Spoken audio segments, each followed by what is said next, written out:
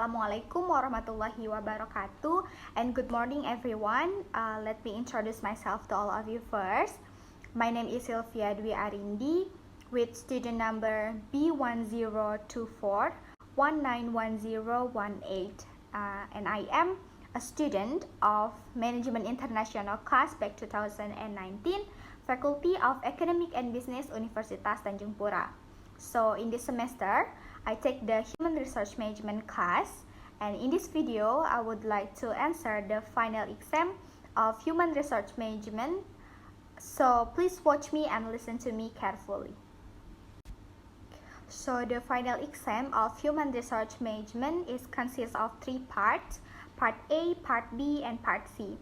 On the Part A deals with the activity in the Zoom meeting room. Part B deals with the theories of Human Resource Management, and Part C deals with the videos that related to the Human Resource Management. Okay, so next I would like to answer the questions on the Part A. Actually, Part A consists of several questions. The first question is, do you always attend the Zoom meeting class of HRM after the midterm test of HRM? Why or why not? So my answer is yes, I do. I always attend the Zoom meeting class of Human Resource Management because I think if I want to get a high score, it is important for me to attend all of the Zoom meeting class so I can understand all of the material of Human Resource Management. The second question is, how many times have you attended the HRM Zoom class for one semester? So my answer is I attend around 14 times in one semester. Next question is, how many times have you missed the HRM Zoom class and why? So I didn't attend the Zoom meeting class of HRM one time, and it was the second lecture because I got a fever and it is terrible, so I cannot join the Zoom meeting class. The next is, what topics have you discussed after the midterm test? How important is your topic for a company? Explain your topic discussed. How many students are active in discussing your topic, and what are the questions? So my topic is about the cyberloving in the workplace, and the topic is very important for the companies to be used as a reference material in the management process in the company. So if one day these things happen in the company, we already know how to overcome this problem because we already understand about the theories about the cyberloving in the workplace. So the cyberloving is a term that describes using internet while at work to do anything that is not related to the work itself, such as sending personal email, browse the social media, or watching movies using the company's facilities. So in general, cyberloving behaviors are categorized into two dimensions. The first is minor cyberloving, and the second is serious. So minor cyberloving is relating to the use of personal email, like viewing other sites that are not work related. On the other hand, serious cyberloving behavior are the use of unsecure sites that might be damage the organizational system. So it has negative and positive impact. The negative impact is the first, people who do the cyberloving activities can hinder the other people's performance, which end up by disturbing others while enjoy the cyberloving activities. And the second negative effect is the company facilities can be error if you are browsing some unsafe sites such as infected by the computer virus. Besides the negative impact of the cyberloving, there are also the positive impact of cyberloving on the employee's performance. So in some cases, cyberloving can increase the productivity because it can put some pleasant impact on employees' mood, and cyberloving provides a mental break that needed to recover from the work-related stress of the employees. But it is still depends on the specific activity that the employees do. So In my presentations, there are 11 students that are active by answering the given questions from my groups. So the next question is, what is your hope for HRM grade? Why and what has supported your hope for HRM grade? So I hope I can get a high score in human resource management because this subject is one of the compulsory subject and I don't want to retake the subject next year. Get a good score in the subject is also important for my GPA. And what support me to get a high score, I think I have do my best in this class. I have tried to be active student by answering the given questions from the other group and the questions from Mr. Adi also. The next question is, what have you got from joining the HRM Zoom class for one semester? And what does HRM Zoom class impress you and why? Okay, so I got a lot of new insight in HRM theories, and so far I have studied about definition of HRM strategy, and lots of theory for a handbook of human resource management practice by Michael Armstrong, especially from chapter 1 to chapter 12. And after that, I've studied about the cyberbullying in the workplace, the sexual harassment in the workplace, how to be a good leader, theory motivations by Abraham Maslow, and the employee's human capital in one semester. The HRM class, I think the HRM class is very interesting because in this class the student is more active than a lecturer, so it can help me to improve my speaking skill.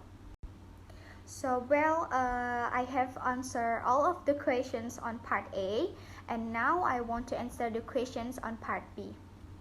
The first questions. What is the impact of cyberbullying on employees' emotions and work? So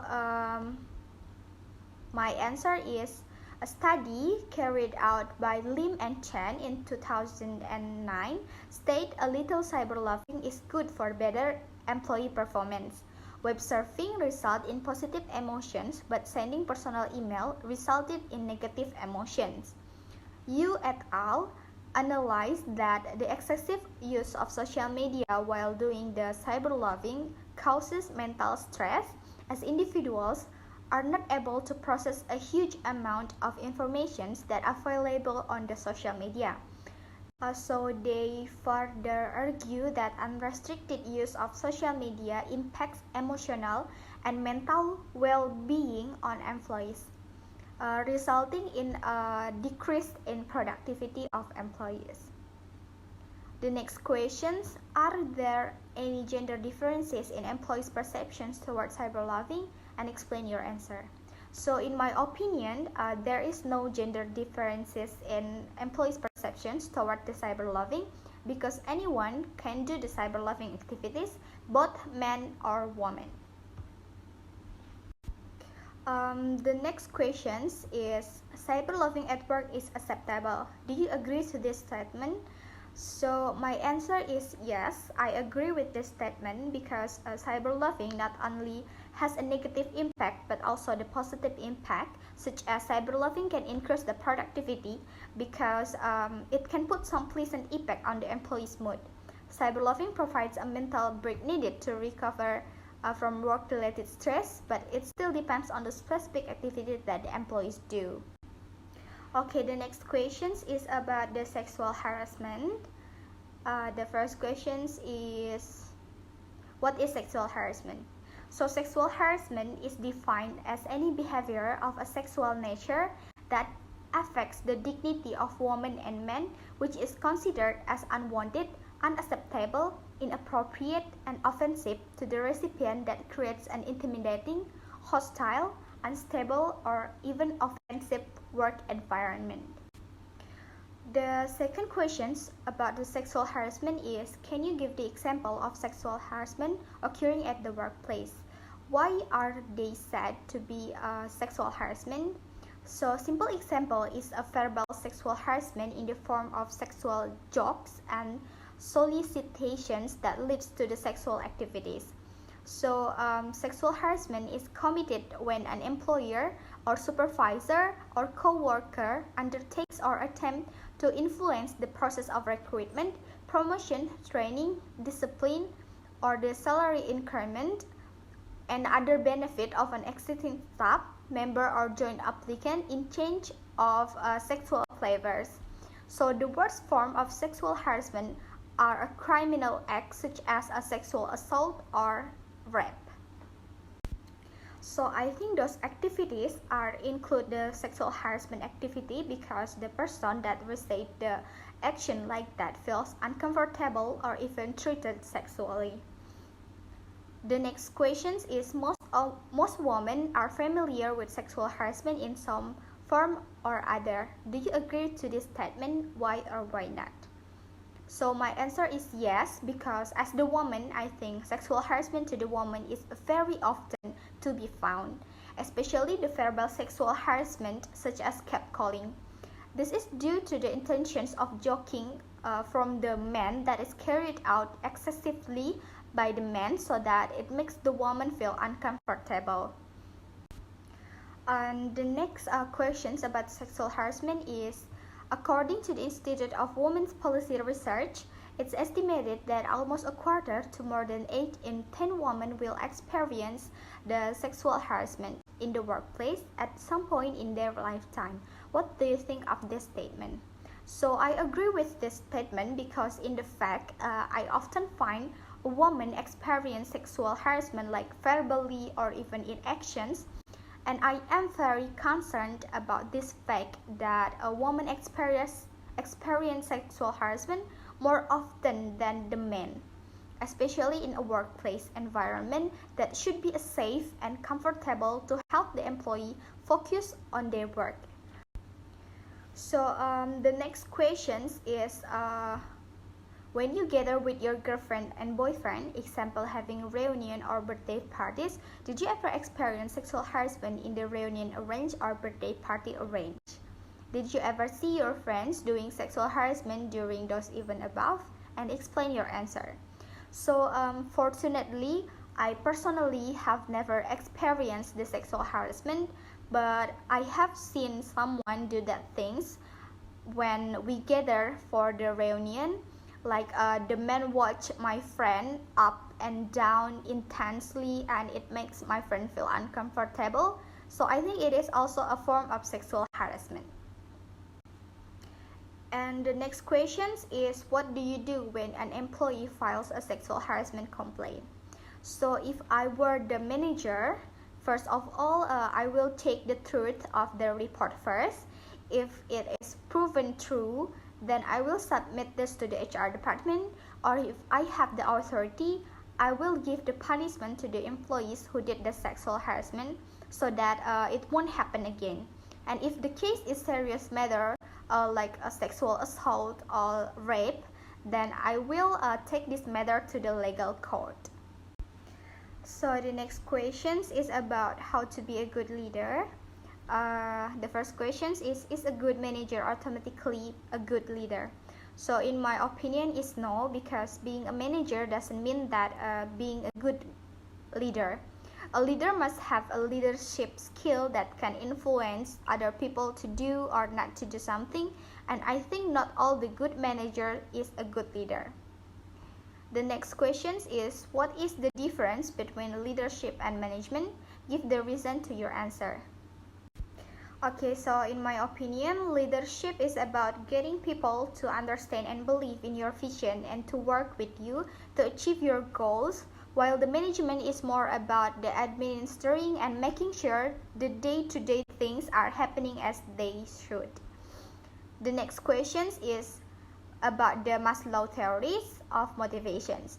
The first question is, how do you apply the theory of Maslow motivations at the workplace?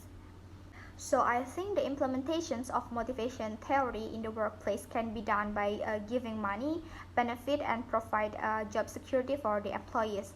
Besides that, the manager also can do the cross-training, job enrichment, and special assignment for making work more rewarding.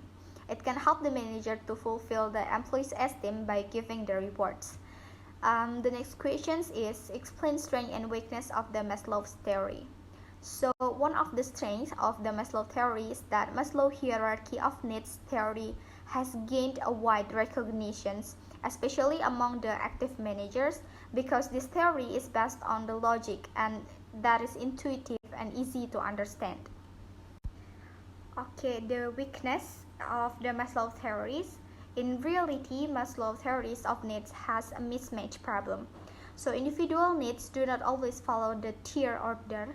For example, if someone with a direct need for esteem has made an effort even though it has not fulfilled the need to love and be loved, or the need to unite in a group.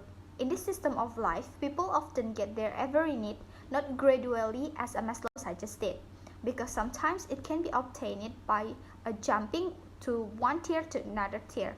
And when someone enters is in an organization, it is not done on the basis of an attitude of self-actualization, but rather because of the desire to have a sense of security. Okay, I have answered all of the questions on part B. Well, my friends, I would like to answer the questions on part C that related to the videos of human resource management. So, from the video 1, the title is Cyberloving in the Workplace, the Dark Side. And the content of the video is the following content is about what is cyberloving, how cyberloving negatively affects the workplace, and why cyberloving happens and how to prevent it. And the theory are discussed in the video. In the video 1, the theories are the definitions of cyberloving, two main forms of cyberloving based on Blanchard and Henle, which are minor and serious cyberloving, problem that caused by cyberloving, and the reason why workers do the cyberloving, and also how the organizations can manage it. The next is the benefit that I got from this video. What I got was an understanding of cyberloving and how the companies prevent from the cyberloving activities or regulate it when it happens. Okay, the next is about the video 2. The title of the video is Story Time, Sexually Harassed at Work. The content of the videos, the following content of these videos is the woman's experience of sexual harassment in her first job. And the theories that discussed in the videos are what kind of the sexual harassment activity that can occur in the workplace, and the impact of sexual harassment to the victim or the girl in the video. And it happened when her co-workers talk to her about the sex and make her feel uncomfortable. So the next is the benefits that I've got from this videos. The benefit that I've got in these videos is about I have to be more concerned about the sexual harassment in the workplace. Okay, next is video number 3. The title of the video is Sexual Harassment in the Workplace, What Employees Need to Know. And the following content of this video is about the sexual harassment in the workplace and the example of sexual harassment in the workplace. And the theories that discussed in the video, the first is sexual harassment is illegal, it's against the law and the company's policies. And the example of activity that can be considered as the sexual harassment, such as talk about the things that lead to the sexual things or the vulgar words. So the benefits that I've got from this video is we must be careful when we talk,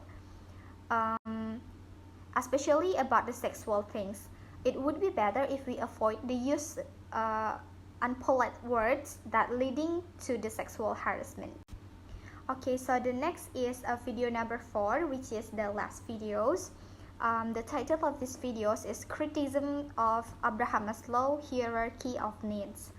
The content of this video is to point out what is the critiques towards theory of motivations by Abraham Maslow.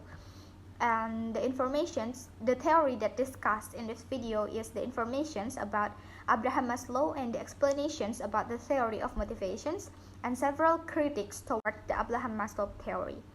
So the benefit that I can get from this video is I get what is the weakness of the Maslow theory of motivation, so it can be help me to be more understand about the theory of motivations by Abraham Maslow. Okay, so my dear audience, I have answered all of the questions in the final exam of Human Resource Management, and I hope this video can give you a benefit from watching this video. And thank you for watching. Wassalamualaikum warahmatullahi wabarakatuh.